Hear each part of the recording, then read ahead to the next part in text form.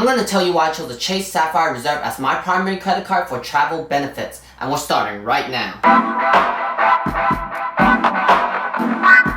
What's up, travel heads? Brian here with Life of BD, bringing you the best travel hacks and tips to prepare you for your upcoming travel.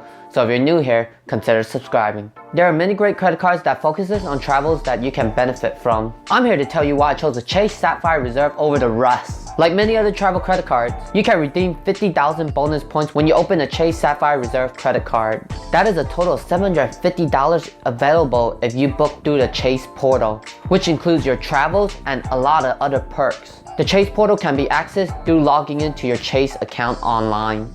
If you want to trade your points for cash, you'll get $500 out of your 50,000 points. If you prefer to purchase your travels through the Chase portal, your 50,000 points give you $750 to spend through the Chase portal. That's 50% more than if you ask for cash back. Of course, nothing comes without a price of its own. When you first open this card during your first 3 months, you have to spend a total of $4,000 with that credit card, which isn't hard. Subscribe now, as I will be posting more on credit cards and how you can benefit from these travel credit cards by purchasing things and getting more bonus points. Anyways, this card has an annual fee of $450. Don't be discouraged though. There's an upside to this. Every year you will receive $300. Used during travel purchase, like flights, hotel, taxi, whatever's included into traveling. So realistically, if you travel at least once a year, then this $300 will go towards that travel, which puts your annual fee to a $150 instead of $450. This next perk, I feel like not many of Reserve users utilize this one, but you should, especially if you travel solo. Global entry and TSA pre-check reimbursement. It costs $100 USD for a global entry and $75 for a TSA pre-check. Personally, I'd go with the global entry because you have what the TSA pre-check gives. You get to cut everyone on the security line in the pre-check, and you get to streamline your entry to another country.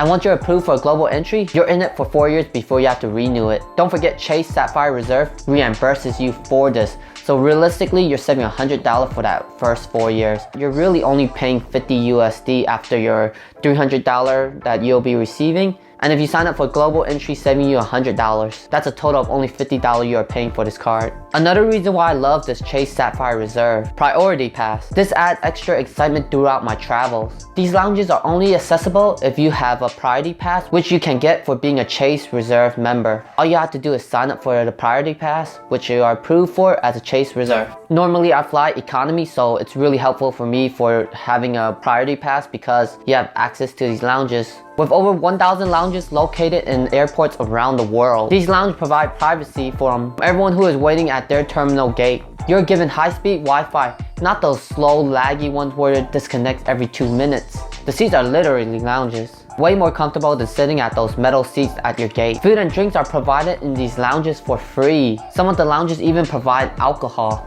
I want to briefly talk about a few other perks that travelers should utilize with this card. Some of these perks I haven't had the chance to use, but I spoke to my friends that have the Reserve card that actually used them before and how it benefited them.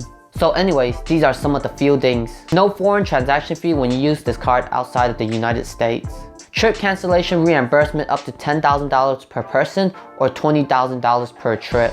Covered car insurance up to $75,000 from the USA and from abroad. Lost or stolen luggage reimbursement. Covered up to $3,000 per person. Travel delay up to 6 hours or required overnight stay is covered $500 in expense per ticket. If you or your family is sick or injured during this trip, you can be covered for medical service and transportation up to $100,000. Those are just a few amazing underrated perks the Reserve provides. If you want to get into more details, check out a link below as it gives you more information on each one of these perks that I just named. Now moving on to travel points. You get points whenever you spend with the Reserve. You know what that means? You get to travel more.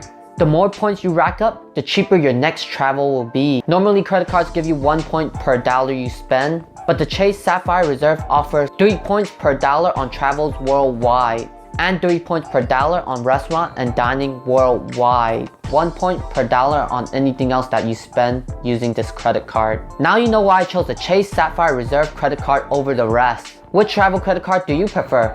Let me know in the comment below. If you enjoyed my Chase Reserve insight, then don't forget to give this video a thumbs up, subscribe, and hit that bell button. Until then.